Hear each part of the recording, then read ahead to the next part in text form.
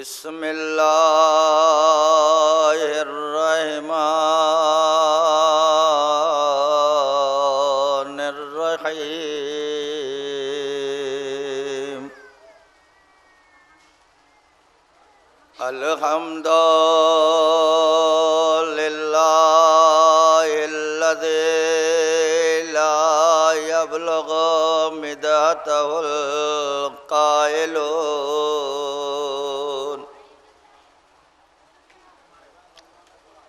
वला युहसीना माहुल आद्दून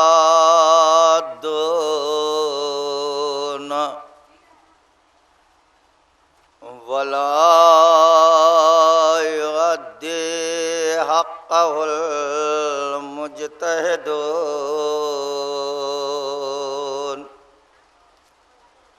अल्लज़ी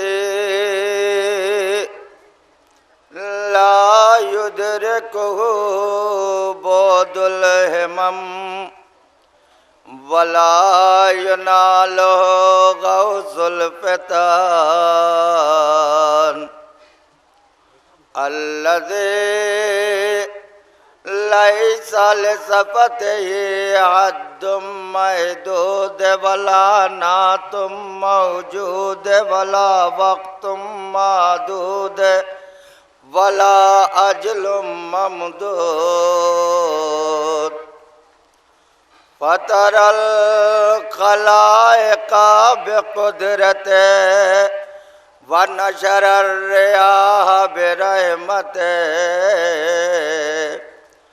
अस्सलातु वस्सलामु अला नबिय्यिल उम्मिय्यिल मक्किय्यिल मदनिय्यिल क़ुरैशिय्यिल हाशिमिय्यिल अबतरी सय्यदना व नबियना व मौलाना बिल क़ासिम मुहम्मद सुम्मस्सलातु वस्सलामु अला खिय्यिही व वज़ीरिही व खलीफ़तिही गालिब अला कुल्ल गालिबानी मौलाना अली इब्न अबी तालिब सुम्मस्सलातु वस्सलामु अला बिन्ते रसूलिल्लाह आनि फ़ातिमत ज़हरा सय्यदतिन निसाइल आलमीन अल्लती नाहत बाद वफ़ात अबीहा वक़ालत सुब्बत अलैया मसाइबुल लौ अन्नहा सुब्बत अलैया में सिरन लिया सुम्मस्सलातु वस्सलामु अला वलदिही अल इमामिल हसनिल मुज्तबा अल मसमूम बिसम्मिल जफा सुम्मस्सलातु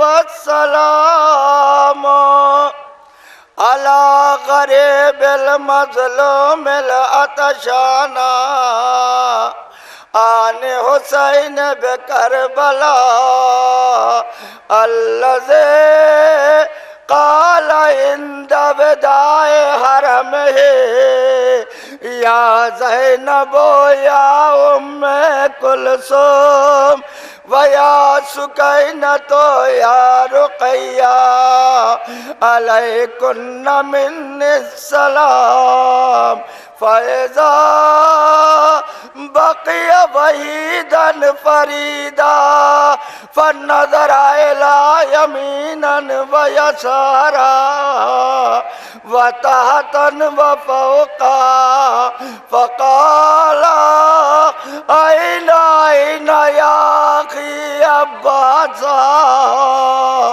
ऐना ऐना या इब्न अली अकबरा हल मिन नासिरिन यंसुरना हल मिन मुगीसिन युगीसुना व हल मिन मुईनिन युईनुना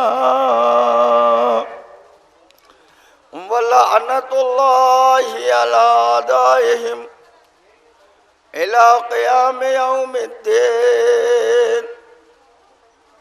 आमीन या रब्बल आलमीन। अम्मा बाद फ़क़द क़ाल अल्लाह तबारक व तआला फ़ी किताबिहिल करीम बिस्मिल्लाहिर रहमानिर रहीम तबारकल्लज़ी बियदिहिल मुल्क व हुवा अला कुल्लि शैइन क़दीर।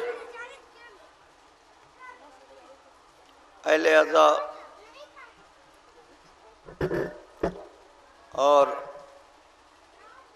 मातमदारा ने मज़लूम करबला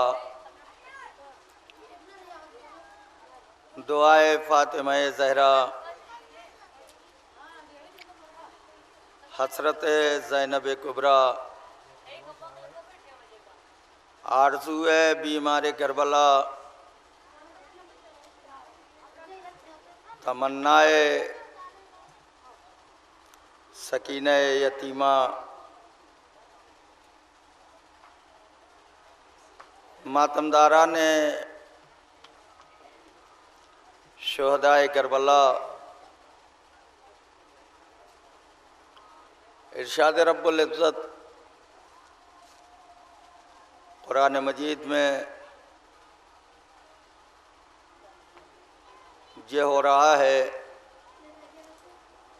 कि तबारकल्लज़ी बियदिहिल मुल्क बाबरकत है वो ज़ात कि जिसके कब्ज़े अख्तियार में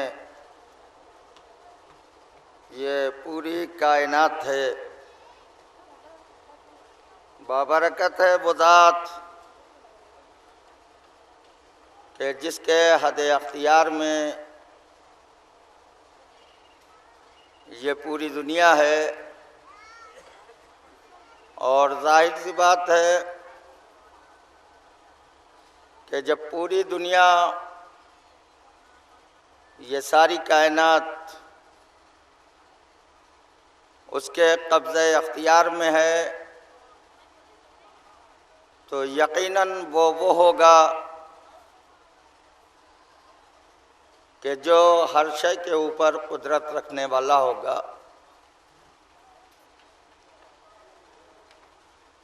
वो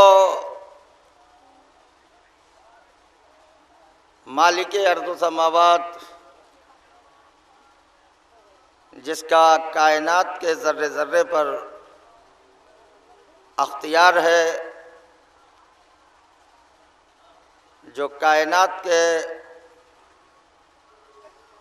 ज़र्रे ज़र्रे का खालिक है,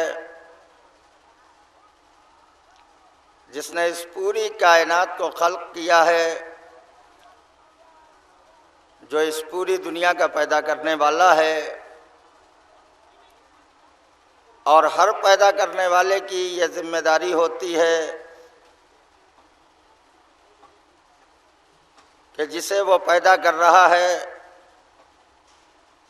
जिसे वो खल्क़ कर रहा है, उसकी पैदाइश से पहले, उसके वजूद से पहले, उसकी खिलकत से पहले उसकी ज़रूरियात को पेश नज़र रखे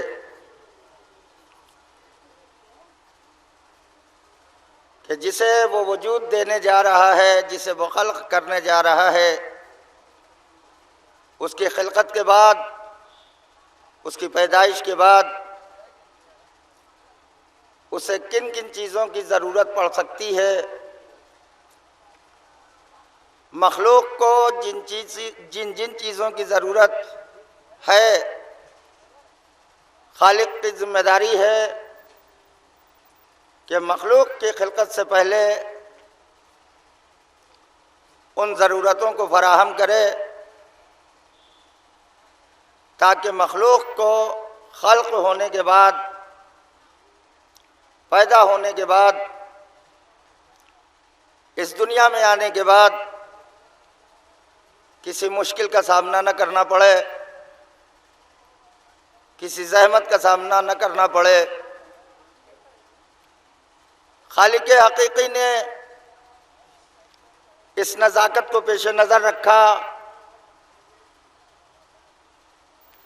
और उसने सिलसिला आदमियत का आगाज़ बाद में किया। पहले उसकी ज़रूरतों को पेश नज़र रखते हुए इस कायनात में खल्क़ किया। इंसान को पानी की ज़रूरत थी, अल्लाह ने पानी पहले पैदा किया, आदमी को बाद में पैदा किया। इंसान को हवा की ज़रूरत थी, अल्लाह ने हवा पहले पैदा की, आदमी को बाद में पैदा किया। इंसान को ज़मीन की ज़रूरत थी, अल्लाह ने इस ज़मीन को पहले पैदा किया, आदमी को बाद में पैदा किया। इंसान को पानी की ज़रूरत थी, अल्लाह ने पानी को पहले पैदा किया, इंसान को बाद में पैदा किया। अल मुख्तसर ये कि इंसान को जिन चीज़ों की ज़रूरत थी, उन तमाम ज़रूरतों को मलहूज़ खातिर रखते हुए खालिक़ कायनात ने जब उन तमाम ज़रूरत की अशिया और ज़रूरत के सामान को इस कायनात में पैदा कर दिया, फिर उसके बाद उसने आदमियत को इस रूए ज़मीन पे जन्म दिया।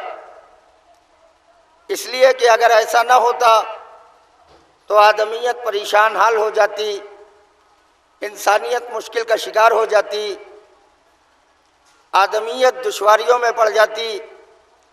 लिहाजा अल्लाह ने उसकी तमाम तर ज़रूरतों को पहले खल्क़ कर दिया, ताकि जिस आदमी को, जिस इंसान को हम इंतहाई नाज और नखरे से पैदा कर रहे हैं, उसे इस कायनात में जाने के बाद किसी तरह की दुश्वारी, ज़हमत और मुश्किल का सामना न करना पड़े। उन्हीं ज़रूरतों में से एक अहम ज़रूरत, एक ख़ास ज़रूरत ये थी कि जिस तरह से इंसानी जिस्म के वजूद के लिए जो चीज़ें ज़रूरी थीं, अल्लाह ने उन्हें पहले पैदा किया और आदमी को बाद में पैदा किया। उसी तरह इस आदमी की रूह के लिए जो चीज़ें ज़रूरी थीं, उसे भी पहले खल्क़ करे। रूह के लिए सबसे ज़्यादा और सबसे अहम ज़रूरत हिदायत की थी कि उसकी हिदायत के लिए किसी हादी को खल्क़ किया जाए, किसी रहबर को खल्क़ किया जाए, किसी रहनुमा को खल्क़ किया जाए, किसी पेशवा को खल्क़ किया जाए, किसी कायद को खल्क़ किया जाए, किसी रहबर को खल्क़ किया जाए, ताकि वो उसे अच्छाई और बुराई का रास्ता बताए, ताकि वो उसे ये समझा सके कि कौन सा रास्ता वो है कि जिससे इज़्ज़त मिलती है, कौन सा रास्ता वो है कि जिससे इंसान ज़िल्लतों का शिकार हो जाता है, कौन सा जाद्दा वो है कि जिसके ज़रिए से इंसान जन्नत तक पहुंचता है, कौन सा रास्ता वो है जिसके ज़रिए से इंसान जहन्नम तक जाता है। खालिक हकीकी के लिए ज़रूरी था कि वो जिस इंसान को खल्क कर रहा है उस इंसान की हिदायत का भी भरपूर इंतज़ाम करे। लिहाजा उसने इसे भी मलहूज़ खातिर रखते हुए हिदायत लेने वाले को बाद में भेजा, हिदायत देने वाले को उस रब्बुल इज़्ज़त ने पहले भेजा। हिदायत लेने वाला बाद में पैदा होगा, हिदायत देने वाला पहले मौजूद रहे, ताकि दुनिया इंसानियत का कोई एक नफस भी, दुनिया आदमियत की कोई एक फ़र्द भी बारगाह खुदाबंदी में ये न कहने पाए कि मेरे माबूद हमें कोई बताने वाला नहीं था, हमें कोई समझाने वाला नहीं था, हमें क्या पता कि हलाल क्या है, हराम क्या है, जायज़ क्या था, नाजायज़ क्या था, सही क्या था, गलत क्या था, अच्छा क्या था, बुरा क्या था, हमें क्या पता। इसलिए कि तूने किसी ऐसे को हमारे ऊपर मुसल्लत ही नहीं किया, हमारे साथ रखा ही नहीं कि जो हमें अच्छाई और बुराई का रास्ता बताता, जो हमें हलाल और हराम का तरीक़ा बताता, जो हमें सही और गलत समझाता। और ऐसी सूरत में अगर अल्लाह हिदायत का इंतज़ाम बाद में करता और हिदायत लेने वाले को पहले भेज देता तो जन्नत और जहन्नम के खिलकत का कोई वजह न रह जाती। ये मफ़हूम ही गलत हो जाता, ये तसव्वुर ही गलत हो जाता। इंसानियत ये कहती कि मेरे माबूद हमें जन्नत चाहिए, हम जहन्नम के मुस्तहिक़ ही नहीं हैं, इसलिए कि हमें कोई समझाने वाला और कोई बताने वाला नहीं था। अल्लाह ने इस ज़रूरत को महसूस करके उसने हिदायत देने वाले को पहले पैदा किया, आदम को हादी बना के इस दुनिया में भेजा, हिदायत लेने वाले को बाद में भेजा, ताकि कोई इंसान बारगाह खुदाबंदी में किसी तरह का कोई गिला, कोई शिकवा न करने पाए। और फिर ये सिलसिला आगे बढ़ा। जनाब आदम का सजदा भी फरिश्तों के ज़रिए से करा दिया गया। और उसके बाद एक वो भी मंजिल आई कि जनाब हव्वा की खिलकत हुई। और फिर एक वो मंजिल आ गई कि जनाब आदम और हव्वा निकाले गए और इस ज़मीन पर भेजे गए। तो तारीख़ ने ये जुमला लिखा कि कायनात इंसानियत का, कायनात आदमियत का, कायनात बशरियत का पहला इंसान, पहला आदमी, पहला बशर इस रूए ज़मीन पर रोते हुए आया, आंसू बहाता हुआ आया। जनाब आदम इस रूए ज़मीन पर कदम रखते हैं तो रोते हुए कदम रखते हैं, आंसू बहाते हुए कदम रखते हैं, रोते जाते हैं, कदम आगे बढ़ाते जाते हैं। ज़मीन के ऊपर आदम का कदम बढ़ता जा रहा है, आँखों से आंसू बहते जा रहे हैं। इतना रोए जनाब आदम के रुखसारों पर आंसुओं की नालियाँ बन गई। यानी दुनिया इंसानियत का पहला इंसान और पहला आदमी इस ज़मीन के ऊपर जब कदम रखता है तो रोते हुए कदम रखता है। यानी इंसान जब पैदा होता है तब भी रोते हुए पैदा होता है, और आदमियत की पहली फ़र्द जब इस रूए ज़मीन के ऊपर अपना कदम रखती है तो फ़िराक़ हव्वा में रोते हुए जनाब आदम एक एक कदम ज़मीन के ऊपर आगे बढ़ा रहे हैं। पता चला कि रोना आदमियत है, रोना इंसानियत है, रोना बशरियत है, रोना बिदत नहीं है, रोना नाजायज़ नहीं है, रोना हराम नहीं है, बल्कि रोना सुन्नत आदमियत है। कायनात का पहला आदमी इस रूए ज़मीन के ऊपर रोता हुआ आया है। जनाब आदम रोते हुए इस ज़मीन के ऊपर अपना कदम आगे बढ़ा रहे हैं। और फिर एक मंजिल वो आई कि जनाब आदम और जनाब हव्वा दोनों की मुलाकात हुई, और फिर इन दोनों के ज़रिए से जनाब आदम के यहाँ दो बच्चे पैदा हुए जिनका नाम हाबिल और काबिल था। दोनों बच्चे नबूवत के ज़ेर साया ज़िंदगी गुजारने लगे, परवान चढ़ने लगे और आहिस्ता आहिस्ता कुछ बढ़ने लगे, यहाँ तक कि जब बड़े हो गए हाबिल और काबिल तो एक दिन शैतान उनके करीब आया और उसने आवाज़ दी कि क्या तुम दोनों को ये पता है कि तुम में वो कौन है जिसका मर्तबा अल्लाह के नज़दीक ज़्यादा हो। उन्होंने आवाज़ दी कि हमें क्या पता कि अल्लाह की नज़र में कौन ज़्यादा प्यारा है, कौन ज़्यादा अजीज़ है, किसका ज़्यादा मर्तबा है, हमें क्या मालूम। कहा मालूम करना चाहते हो? कहा क्यों नहीं, अगर ये पता चल जाए कि अल्लाह का मर्तबा किसका मर्तबा अल्लाह की नज़र में ज़्यादा है, कौन अल्लाह की नज़र में ज़्यादा अजीज़ है, कौन अल्लाह की नज़र में ज़्यादा प्यारा है, कौन अल्लाह की नज़र में ज़्यादा मोहतरम है, तो इससे बेहतर क्या होगा। कहा अगर जानना चाहते हो तो उसका तरीक़ा है। कहा क्या तरीक़ा है। कहा दोनों राह खुदा में कुर्बानी पेश करो। उस ज़माने में कुर्बानी का तरीक़ा ये होता था कि कुर्बानी का जो सामान होता था उसे ले जाके पहाड़ के ऊपर रख दिया जाता था। अगर बिजली चमक के उसे जला देती थी तो उसका मफ़हूम ये होता था कि कुर्बानी कबूल हो गई, और अगर वो सामान नहीं जलता था तो मफ़हूम ये होता था कि कुर्बानी खुदा ने कबूल नहीं की। शैतान ने दोनों को मशवरा दिया, हाबिल और काबिल को, कि अगर तुम चाहते हो कि यह पता लगाओ कि खालिक की बारगाह में किसका मर्तबा ज़्यादा है, अल्लाह को कौन ज़्यादा अजीज़ है, कौन ज़्यादा प्यारा है, तो उसका तरीक़ाकार ये है कि दोनों राह खुदा में कुर्बानी पेश करो। लिहाजा जनाब हाबिल ने दुम्बा कुर्बानी के लिए रखा और काबिल ने चंद गेहूं की बालियां ले जाके पहाड़ के ऊपर रखी। दोनों ने अपनी अपनी कुर्बानी पहाड़ के ऊपर ले जाके रखी, लेकिन एक मंजिल वो आई कि एक बिजली चमकी और दुम्बा जल के राख हो गया। यानी इस बात की बशारत जनाब हाबिल को मिल गई कि हाबिल का मर्तबा अल्लाह के नज़दीक ज़्यादा अजीज़ है, अल्लाह के नज़दीक जनाब हाबिल ज़्यादा मोहतरम है, जनाब हाबिल अल्लाह को ज़्यादा प्यारे हैं, इसलिए कि जनाब हाबिल की कुर्बानी कबूल हो गई।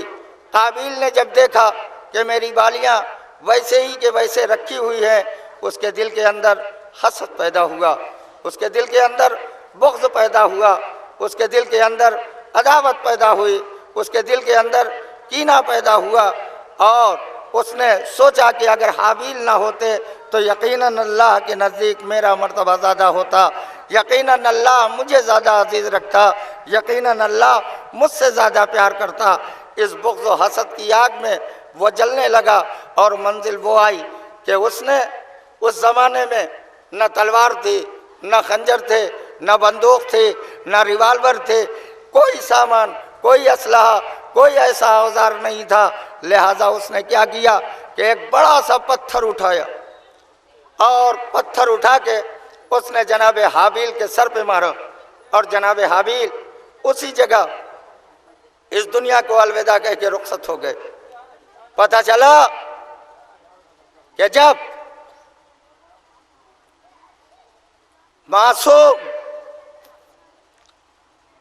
मासूम से मोहब्बत करता है, जब बाप अपने बेटे से मोहब्बत करता है तो सगे भाई के दिल के अंदर भी बुग़्ज़ व हसद की आग पैदा हो जाती। सगा भाई था काबिल, लेकिन उससे यह बर्दाश्त न हुआ कि हाबिल का मर्तबा अल्लाह की नज़र में ज़्यादा हो। हाबिल अल्लाह को ज़्यादा अजीज़ और मोहतरम, और उसने अपने सगे भाई को कत्ल कर दिया। तो अगर मर्तबे के लिहाज से भाई को पता चल जाए कि अल्लाह के नज़दीक किसका मर्तबा ज़्यादा है, तो भाई भाई को माफ़ नहीं करता, भाई भाई को नहीं बख्शता। तो अगर रसूल इस्लाम अली से, फ़ातिमा से, हसन से, हुसैन से मोहब्बत करें और उम्मत उनकी दुश्मन हो जाए तो कौन से हैरत की बात। ये जनाब हाबिल थे जिनका पहला कत्ल इस रूए ज़मीन पर काबिल ने किया, और जब जनाब आदम को पता चला कि जनाब हाबिल इस दुनिया में नहीं रह गए तो जनाब आदम रोते हुए काबिल के कब्र पे ऊपर आए, रोते हुए जनाब हाबिल के कब्र पे आए। जनाब हाबिल के कब्र पे बैठ के आपने नौहा पढ़ा, आपने मरसिया पढ़ा, आपने गिरिया किया, आपने बयान किया। काफ़ी देर तक जनाब हाबिल को याद करके, उनकी बातों को याद करके आप रोते रहे और रोने के बाद अपने को संभाला। अपने को संभाल के एक मर्तबा कब्र हाबिल पे खड़े हुए और काबिल के ऊपर लानत भेजी। यानी जनाब आदम ने अपने किरदार से, अपने तौर तरीक़े से, अपने अंदाज से कायनात आदमियत को ये समझाया, कायनात इंसानियत को ये समझाया कि देखो, अगर हमारी सही औलाद हो तो आदमी का तरीक़ा ये होना चाहिए कि जो जालिम है उसके ऊपर लानत भेजी जाए और जो मजलूम है उसके ऊपर आंसू बहाया जाए। देखो, आदमियत का बाप आदम मजलूम के ऊपर आंसू बहा रहा है और जालिम के ऊपर लानत कह रहा है, जालिम के ऊपर लानत भेज रहा है, मजलूम के ऊपर गिरिया कर रहा है। आदमियत की पहचान मजलूमियत के ऊपर आंसू बहाना है, जालिम से तबर्रा करना है। और यही नहीं, दूसरी मिसाल कुरान मजीद में फिर अल्लाह ने जनाब याकूब और जनाब यूसुफ की दी। जनाब याकूब भी नबी है, जनाब यूसुफ भी नबी होने वाले हैं। जनाब याकूब भी मासूम, जनाब यूसुफ भी मासूम है, जनाब याकूब भी मासूम है, जनाब यूसुफ भी मासूम है। जनाब याकूब भी नबी है, जनाब यूसुफ भी नबी है। लेकिन एक वो मंजिल आई कि जनाब याकूब की दूसरी बीवी से जो 11 भाई थे, उनके दिल में जनाब यूसुफ की जानिब से हसद की आग उनके दिल में पैदा हुई। जनाब यूसुफ से जलने लगे, जनाब यूसुफ से हसद करने लगे, जनाब यूसुफ से बुग़्ज़ करने लगे। और उन्होंने अपने दिल में ये सोचा कि बाबा यूसुफ से ज़्यादा मोहब्बत करते हैं, यूसुफ से ज़्यादा अक़ीदत रखते हैं, हम लोगों से इतनी मोहब्बत नहीं करते, हमको इतना नहीं चाहते, हमसे इतनी अक़ीदत नहीं रखते हैं। लिहाजा अगर हम यूसुफ को इस रूए ज़मीन से, इस कायनात हस्ती से ख़त्म कर दें तो फिर बाबा मजबूर हो जाएंगे कि वो हमसे मोहब्बत करे, हमसे अक़ीदत करे, हमसे प्यार करे, हमसे उल्फत करे। इस तसव्वुर से, इस ख़याल से, इस फ़िक्र से एक दिन वो 11 भाई जनाब यूसुफ को लेके गए और एक कुएं के अंदर जनाब यूसुफ को डाल दिया और आगे जनाब याकूब से ये कहा कि उन्हें भेड़िया खा गया है। तारीख़ अंबिया आपके सामने है, इन मजालिस अज़ा के सदक़े में तारीख़ इस्लाम आपके सामने है।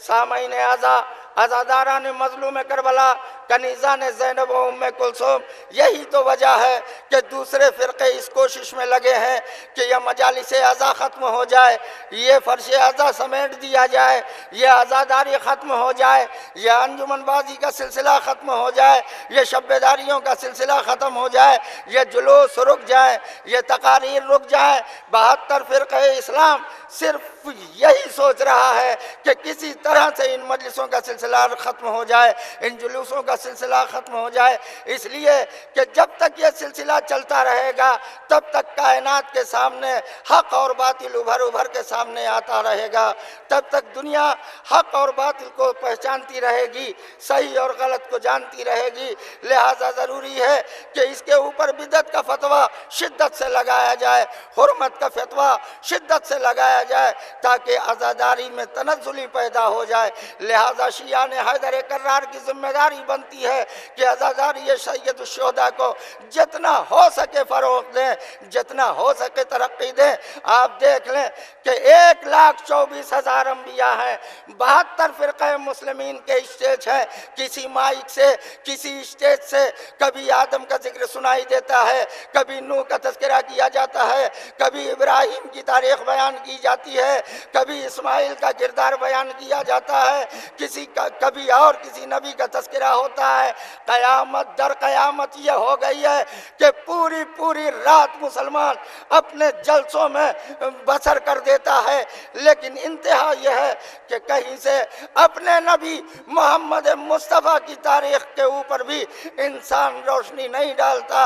आज का मुल्ला अपने नबी का तस्करा करना अपने जलसों में मुनासिब नहीं समझता है, तो असहाब का तस्करा क्या करेगा, आल का तस्करा क्या करेगा।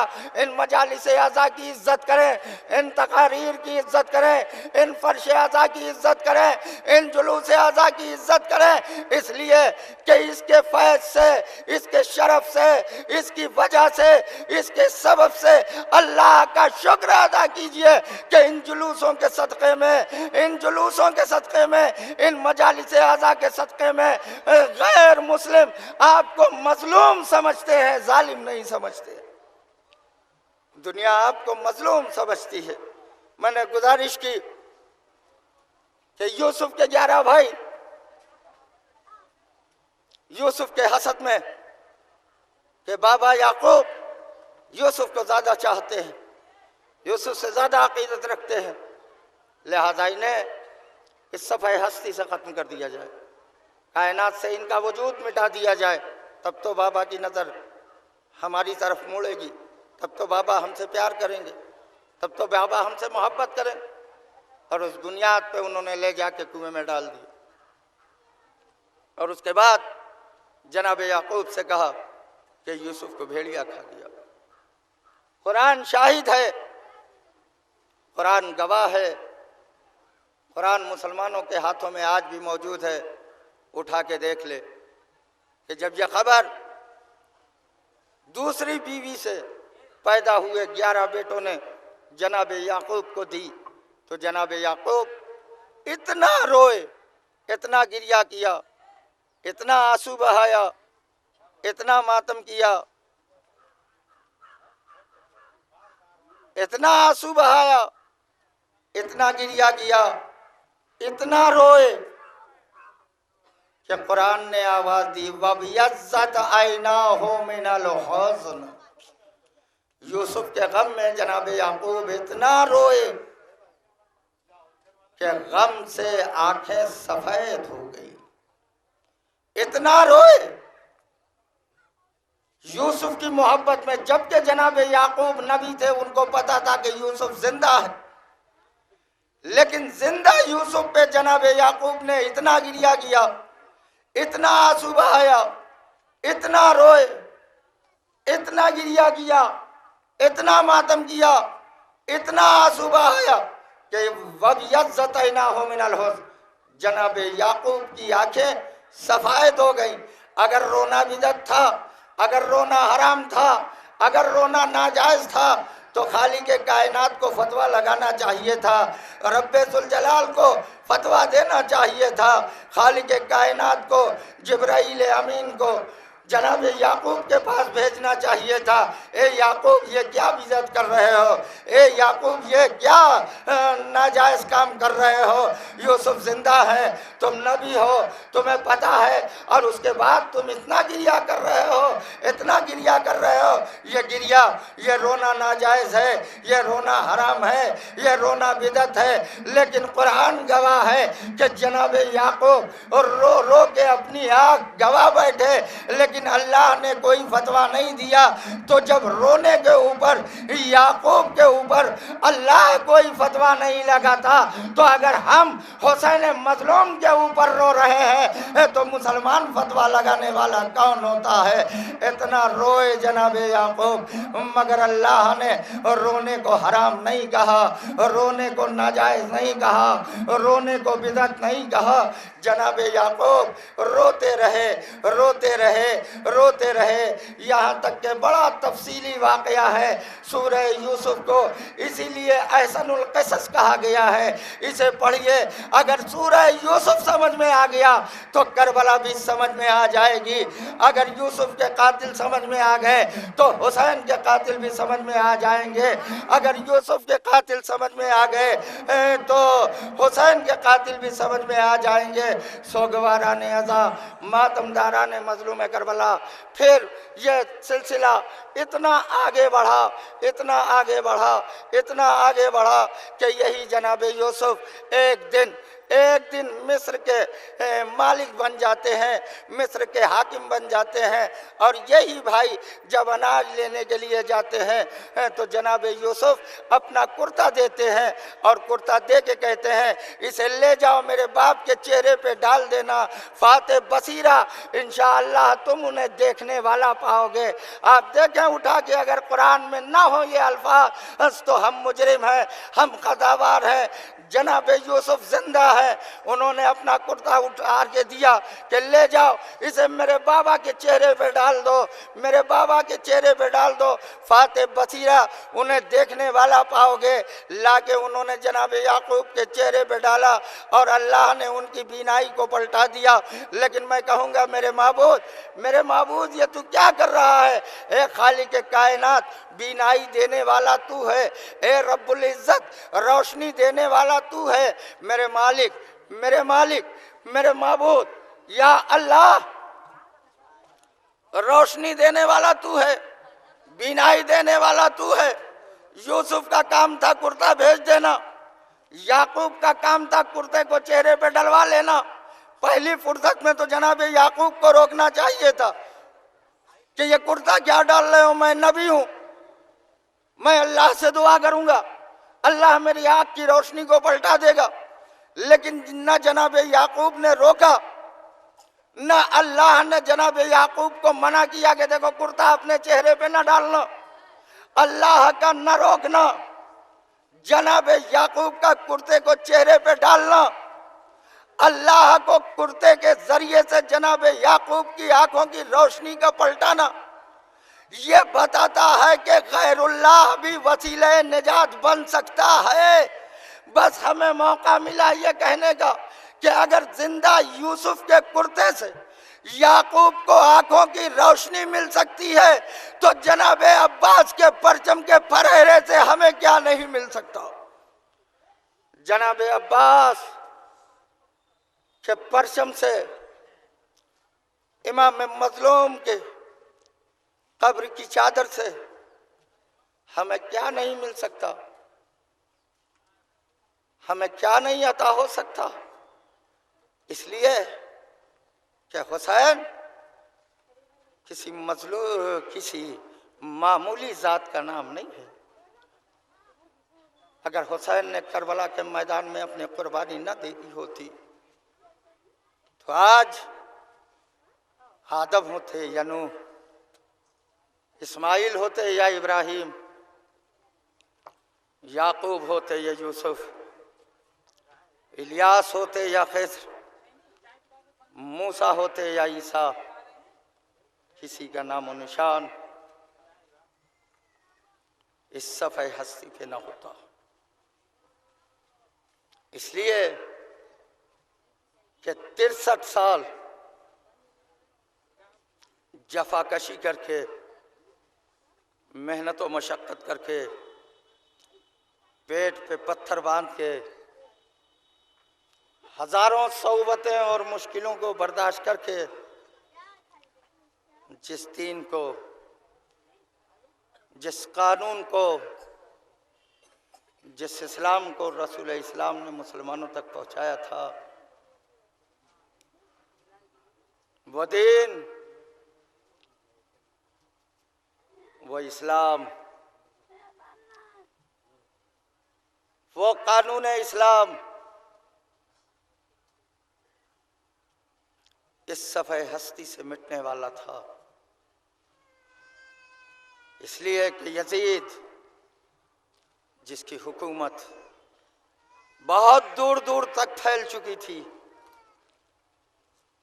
वो ये ऐलान कर रहा था कि न कोई दीन आया है, न कोई कानून आया है, न कोई इस्लाम आया है, न कोई नबी आया, न कोई पैगंबर आया, न कोई वही आई, न कोई किताब आई। मुसलमानों से मेरा सवाल है कि जिस वक्त यजीद ने ये ऐलान किया था कि ना कोई दीन आया, ना कोई कानून आया, ना कोई किताब आई, ना कोई पैगंबर आया, ना कोई नबी आया, ना कोई इस्लाम आया, ना कोई शरीयत आई, उस वक्त यजीद की हुदूद ममलकत में रहने वाले मुसलमान कहाँ चले गए थे? क्या उस वक्त कोई हाफिज कुरान इस रूए जमीन पे जिंदा नहीं था? क्या उस वक्त कोई सहाबी रसूल इस रूए जमीन पे नहीं था? क्या जब ये यजीद ऐलान कर रहा था कोई ला इलाहा इल्लल्लाह मोहम्मद रसूलुल्लाह कहने वाला नहीं था? कोई सहाबी नहीं था जो खड़ा हो के यजीद का मुंह बंद करता? कोई हाफिजा कुरान नहीं था जो कुरान की आयतें सुना के यजीद को झूठा और फासिक साबित करता? कुर्बान हो जाए जान हुसैन इब्ने अली के ऊपर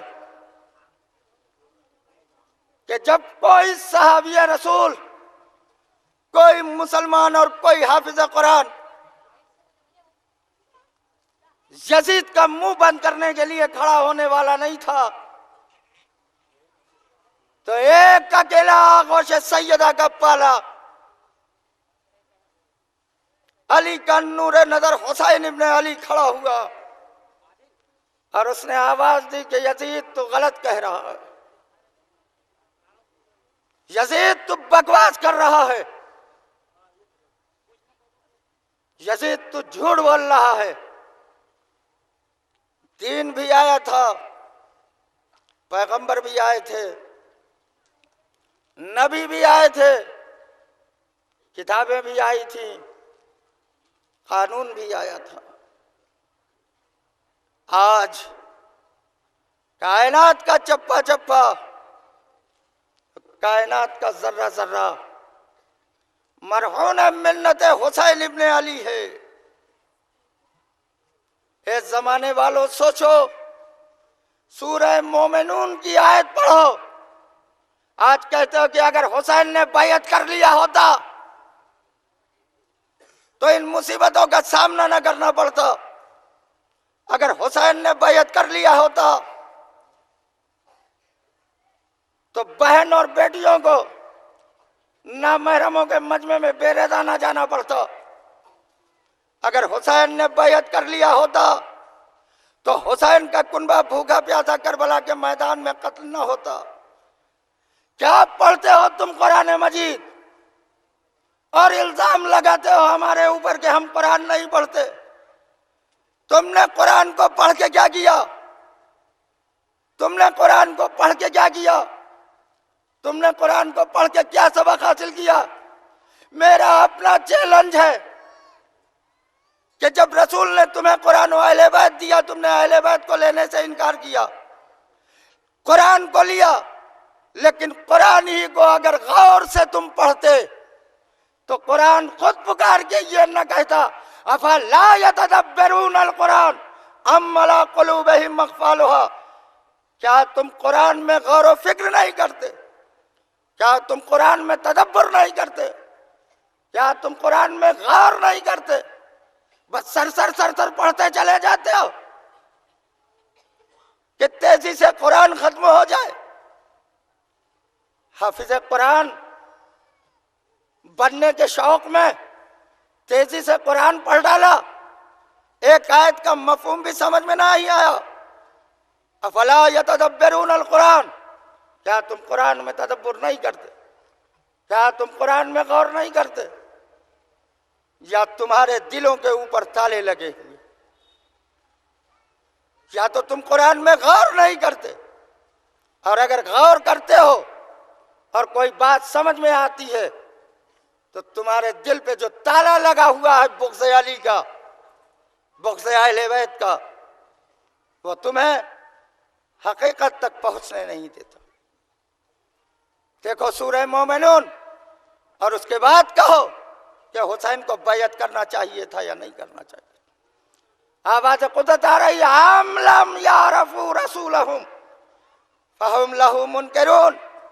ए मुसलमानों, एक कुरान के पढ़ने वालों, एक कुरान को तेजी से खत्म करने वालों, हम लम यारफू रसूलहुम, क्या 1436 साल गुजर जाने के बाद अभी भी तुम्हारी समझ में हमारा रसूल नहीं आया? फहुम लहू मुनकिरून, जो तुम उसकी फजीलतों का इनकार कर रहे हो। वयक़ुलूना बिहिल जिन्ना, और उसके ऊपर दीवानगी का इल्जाम लगा रहे हो। नहीं, मेरा रसूल दीवाना नहीं है, मेरा रसूल मजनून नहीं है। बल जाहुम लिल हक, बल्कि मेरा रसूल हक के साथ आया है, बल्कि मेरा रसूल हक के साथ आया है। और चूंकि हक के साथ आया है, लिहाजा हक को कौन पसंद करता है? बल जाहुम लिल हक, मेरा रसूल हक के साथ आया। व अक्सरहुम लिल हक कारिहून, और इंसानों की अक्सरियत हक से नफरत करती है। तो जितना दिल चाहे उसका हक से नफरत करे, जितना दिल चाहे वो हक को सताए, जितना दिल चाहे हक को मुसीबतों में डाले।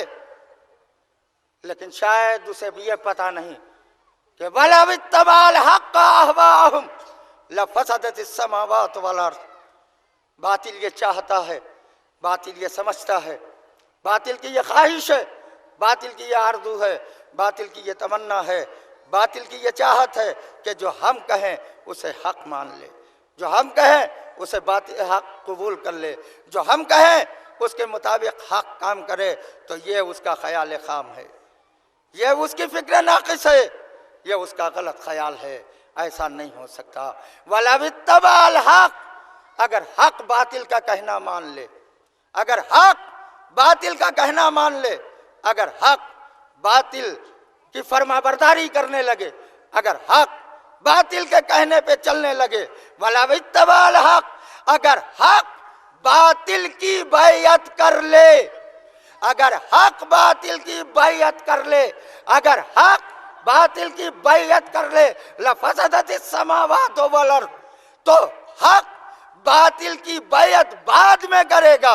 लफसदतिस समावात वल अर्ज़, हम जमीन और आसमान को पहले तबाह हो बर्बाद कर देंगे। आज जमीन का रहना, आसमान का बाकी रहना इस बात की दलील है कि हक के नुमाइंदे ने बातिल की बैयत नहीं की है।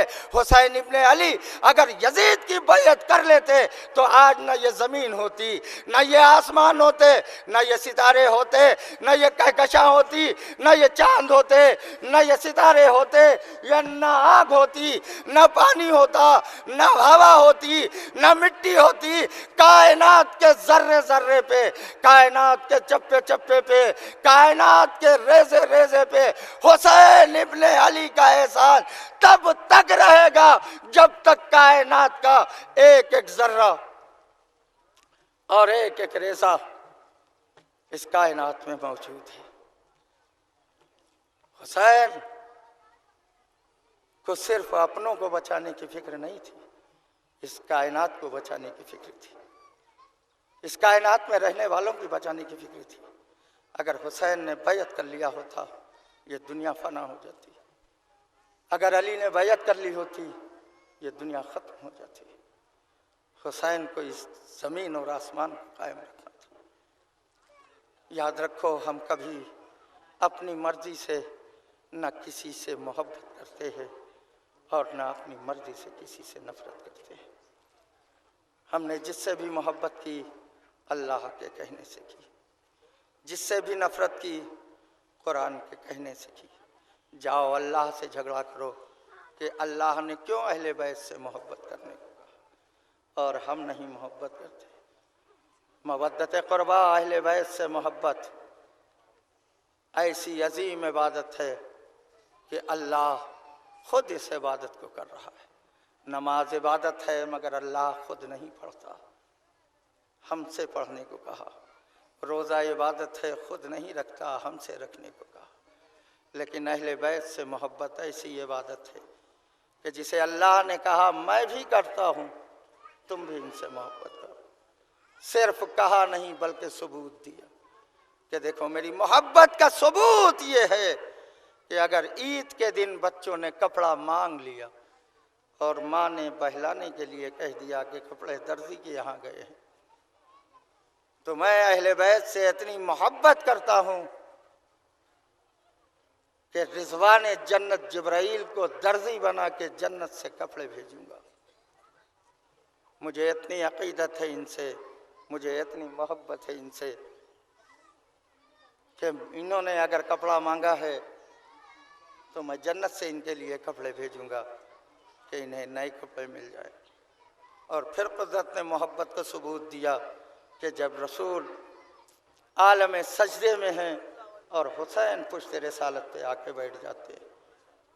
हबीब किबरिया, अल्लाह का महबूब नुमाइंदा और रहमतुल लिल आलमीन, अव्वल मखलूक, सैयदुन नबीयीन, खातिमुल मुरसलीन सजदे में है।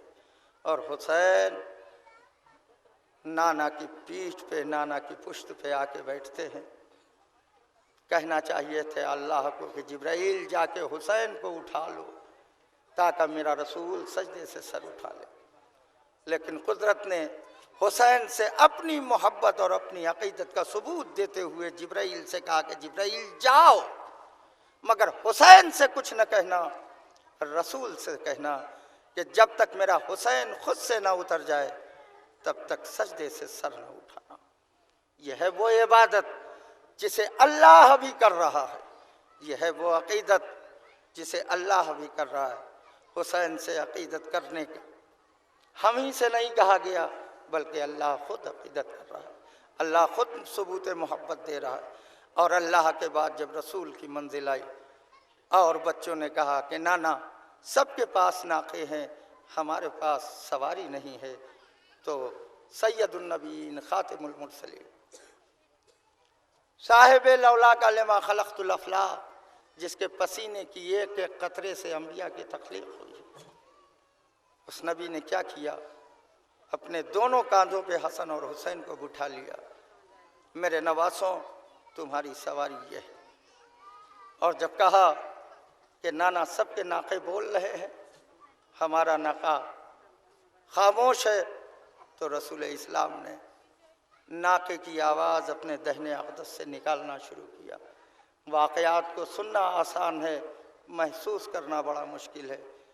अगर ईद के दिन, बकरीद के दिन आपसे कहा जाए कि आप अपने दोनों नवासों को अपने कांधों पे बिठा के चलिए, नाना और नवासे की बात तो दूर की है, बाप, कोई बाप ऐसा है कि जो अपने बेटों को कंधे पे बिठा के ले चले मजमे में?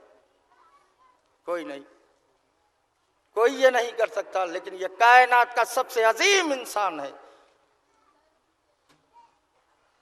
सबसे अजीम इंसान, सबब वजूद कायनात, जिसके सदक़े में दुनिया खल्क़ की गई, वो नबी दोनों नवासों को कांधों पे बिठाए हुए है और नवासे सवाल कर रहे हैं, तो ऊँट की आवाज़ अपने मुंह से निकाला है। रसूल इस्लाम कायनात को सबक दे रहे हैं कि देखो हुसैन नज़र परवरदिगार, नज़र अल्लाह और रसूल में कितना मुअज़्ज़िज़ और कितना मोहतरम है कि अगर मुतालिबा कर ले तो सैयदुन नबीयीन ऊँट की आवाज़।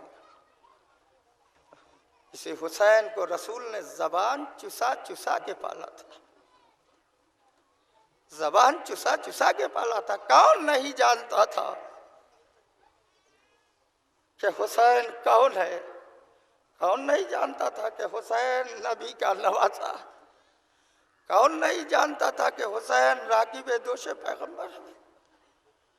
कौन नहीं जानता था कि हुसैन नबी की इकलौती बेटी फातिमा का बेटा है?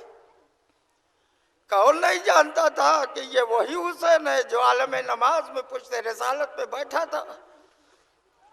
तो अल्लाह ने रसूल को रोक दिया था कि मेरे हुसैन को कोई तकलीफ ना पहुंचने पाए। जब तक अपनी मर्जी से हुसैन न उतर जाए तब तक मेरे रसूल सजदे से सर न उठाना।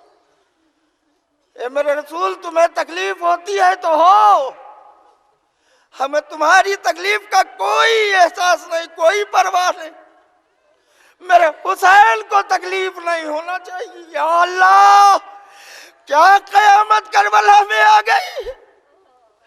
ए मेरे महबूब, आज तू कह रहा है मेरे रसूल हुसैन को तकलीफ नहीं होना चाहिए, जबकि हुसैन सही और सलामत पुश्ते रसालत पे बैठे तब तो तू ये कह रहा है कि मेरे हुसैन को कोई तकलीफ नहीं होना चाहिए। या अल्लाह, जब यही हुसैन करबला के मैदान में घोड़े की पुष्ट से गिरा होगा, इमाम ज़माना ने फरमाया मेरा सलाम उस जिस्म पे जो न ज़ीन पे रहा न ज़मीन पे रहा।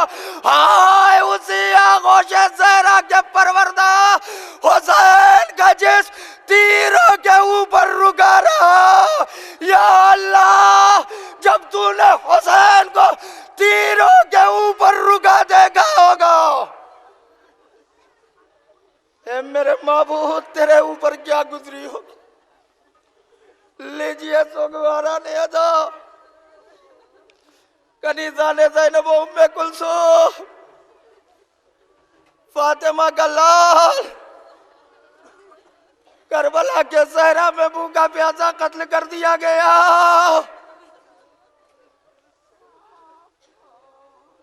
जहरा का लाल 3 दिन का भूखा प्यासा शहीद कर दिया गया। खैमे जल गए, असबाब लुट गया, बीवियों के सरों से चादरें छिन गई।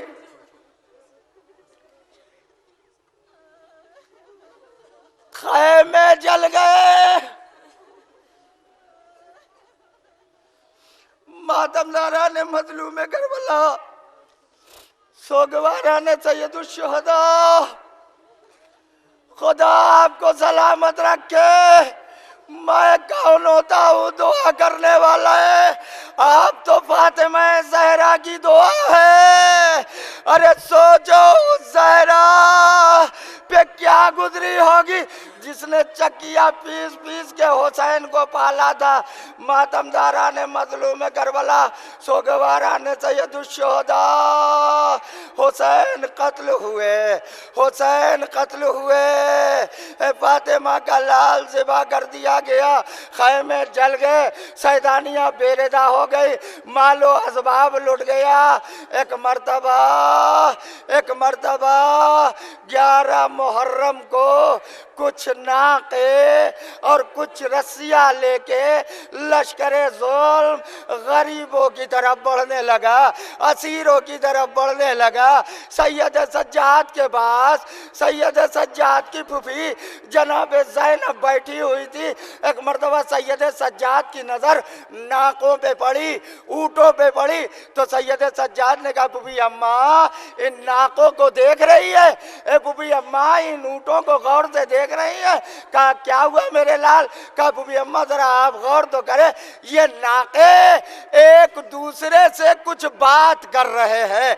ये नाके बड़ी तवज्जो अहले अदा अगर हुसैन का चेहलम मनाने के लिए आए। आज करबला मोहल्ला में हुसैन की कब्र के पास कितना मजमा है, इसलिए कि चेहलम एक ऐसी अज़ा जिसका पुरसा लेने हुसैन की माँ फातिमा ज़हरा खुद आती है। जज़ाकुमुल्लाहु खैरल जज़ा। ए बुबी अम्मा देखें, जरा गौर करें, ऐसा लगता है कि जैसे नाके आपस में कुछ गुफ्तगू कर रहे हैं। ज़ैनब ने गौर किया, बड़ी तवज्जो से समाअत करेंगे। ज़ैनब ने गौर किया, कहा हाँ मेरे लाल सैयद सज्जाद, ये तो मैं देख रही हूँ, ऐसा महसूस हो रहा है जैसे नाके एक दूसरे के कान में कुछ कह रहे हैं। मगर मेरे लाल तुम इमाम वक्त हो, मेरे लाल तुम इमाम वक्त हो, बताओ ये नाके आपस में क्या कह रहे हैं?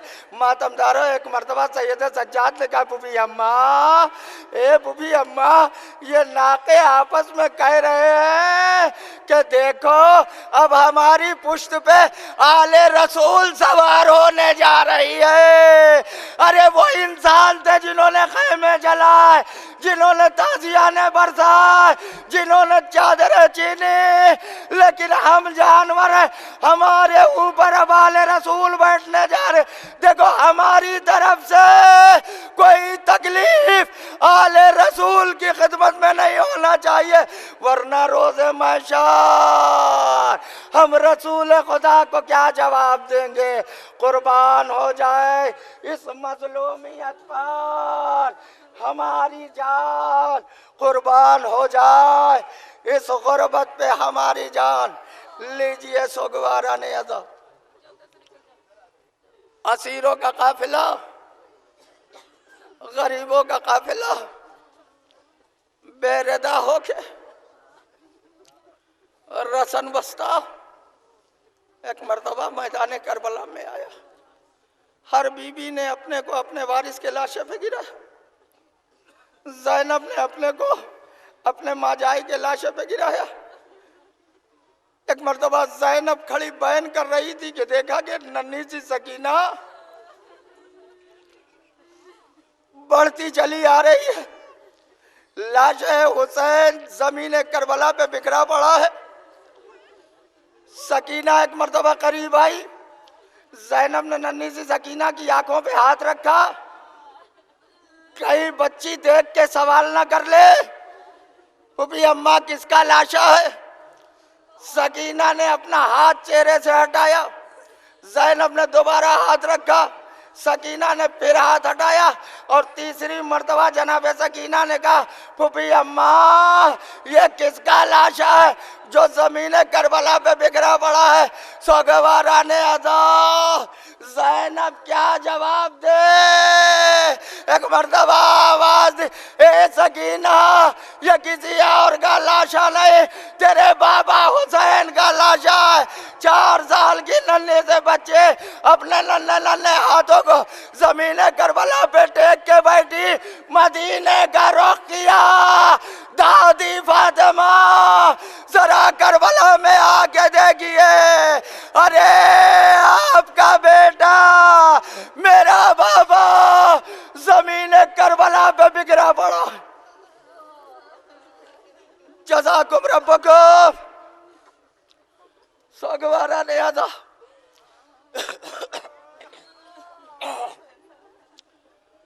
जब काफिला चलने लगा, नन्ही सी सकीना बाबा के कदमों के पास आई, अपने बाबा के पैर के तलुओं को अपनी पेशानी से रगड़ना शुरू किया।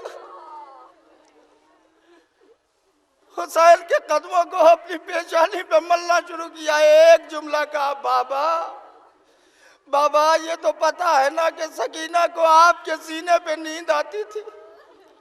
ए बाबा अब आपके बाद नींद आने का तो कोई सवाल नहीं पैदा होता, लेकिन ए बाबा शिम्र के ताजियानों की अजियत की वजह से या सफर की थकन की बुनियाद पर ए मेरे बाबा अगर कभी नींद आ जाए तो ख्वाब में आके अपनी ज़ियारत जरूर कराइएगा।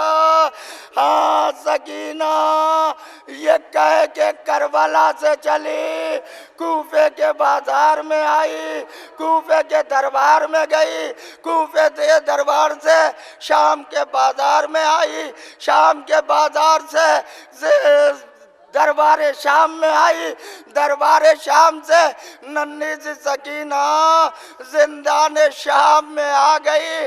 गुर्बत की इंतहा ये होती है कि इंसान अपना सर घुटनों में डाल के खामोश बैठ जाता है।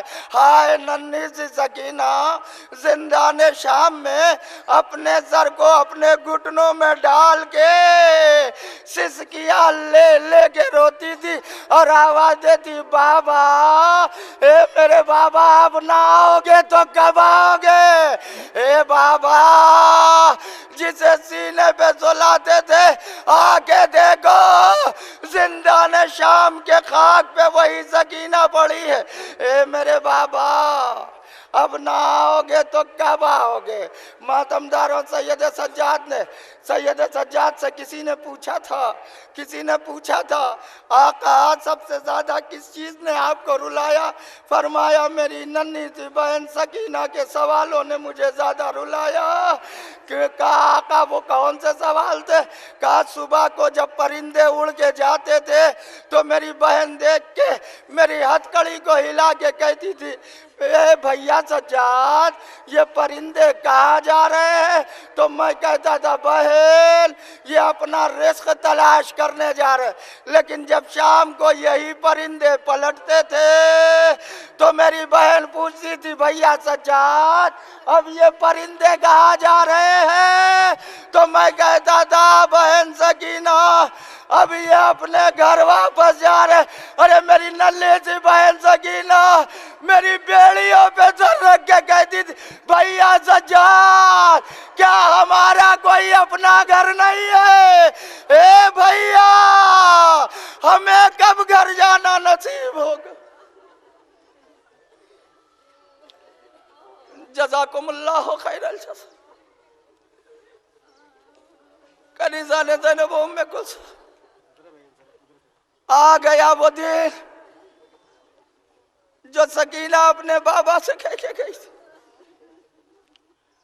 एक रात जनाबे ज़ैनब जनाबे सकीना को अपने पहलू में लेके लेटती थी। एक रात जनाबे ज़ैनब फरमाती है कि अंधेरे कैद खाने में एक नन्हा सा हाथ मेरे चेहरे पे आगे बढ़ा तो मैंने उस नन्हे से हाथ पे अपना हाथ रखा और आवाज दी बेटी सकीना क्या ढूंढ रही हो। ए मेरी सकीना क्या ढूंढ रही हो। ए मेरी सकीना क्या तलाश कर रही हो। ए मेरी बच्ची क्या ढूंढ रही हो। नन्ही सी सकीना ने आवाज दी पुपी अम्मा अभी अभी मेरा बाबा आया था मुझे आगोश में लेके प्यार कर रहा था। ए पुपी अम्मा मेरा बाबा कहाँ चला गया। अहले हरम में कोहराम बरपा हुआ। अब्दुल्ला है दमिश्की यजीद का गुलाम कहता है कि इधर जिंदाने शाम से आवाज़ गिरिया बुलंद हुई। उधर मैंने देखा कि वो संदूक जिसमें सरे हुसैन था उसका ताला टूट के गिरा। संदूक खुला सरे हुसैन संदूक से बुलंद हुआ। यजीद की तरफ मुड़ के देखा और आवाज दी ए यजीद मैंने तेरा क्या बिगाड़ा था जो मेरी आल को खून के आंसू रुला रहा। ए यजीद मैंने तेरा क्या नुकसान किया था जो तू मेरे नन्हे नन्हे बच्चों को इस तरह से रुला रहा। मातमदारा ने मजलूम करबला अब्दुल्ला है दमिश्की कहता कि मैंने देखा इसके बाद सरे हुसैन महल से निकल के जिंदाने शाम की तरफ चला। अब जो जिंदाने शाम की तरफ चला तो यजीद ने हुक्म दिया इसे किसी तरह सकीना तक पहुंचा दो ताकि बच्ची चुप हो जाए। लीजिए गरीबों लीजिए सोगवारों हुसैन का सर आज फिर सकीना की आगोश में आ रहा है। नन्ही सी बच्ची ने सर को अपने हाथों पे लिया मुंह पे मुंह रखा। बाबा हे बाबा हे मेरे बाबा काश देख दे मेरी पूछ शिवर के ताजियानों से जख्मी हो चुकी। हे बाबा आपके बाद मेरे रुखसार तमाचों से नीले हो चुके। हे मेरे बाबा ये गोजवारे कान की लबे देखिए जिसे प्यार से आपने पिलाया था वो गोजवारे छीन लिए गए। हे बाबा आपके बाद बड़ा जुल्म सितम हुआ। जज़ाकुमुल्लाह खैरल जज़ा। ए फातिमा ज़हरा हम गरीबों का पुरसा कबूल कीजिए। और उसके बाद मक्तल ये लिखता है कि सकीना का गिरिया इतना बढ़ा कि कभी कभी ज़ैनब बहलाती है कभी लैला गोद में लेती है, कभी जनाबे फिजा बहलाने की कोशिश कर रही है। एक एक बीबी जनाबे सकीना को बहला रही है, लेकिन बच्ची है कि बच्ची का गिरिया बढ़ता जा रहा है, बच्ची रोती चली जा रही है। एक मर्तबा रोते रोते जो ताकत घटे तो रोने की आवाज में कमी पैदा हुए, मगर आंखों से आंसू जारी है। एक वो मंजिल आई कि एक बैग जनाबे सकीना खामोश हुए, जनाबे रबाब का दिल धड़कने लगा, जनाबे रबाब का दिल धड़कने लगा। आवाज दी, शहजादी ज़ैनब जरा देखे मेरे बच्ची, एक बैग कैसे चुप हो गई। अब जो ज़ैनब ने नब्ज पे हाथ रखा, एक जुमला कहा, इन्ना लिल्लाहि व इन्ना इलैहि राजिऊन। हाय बेटा सज्जाद, भैया की अमानत रुखसत हो गए, हाय मैं भैया को क्या जवाब दूंगे। अहले हरम में कोहराम बरपा हुआ, नन्ना सा लाशा जिंदान शाम में रखा हुआ है। हाँ, कनीज़ा ने ज़ैनब में कुलसूम, शाम में कोहराम मच गया। वही नन्ही सी सकीना की कब्र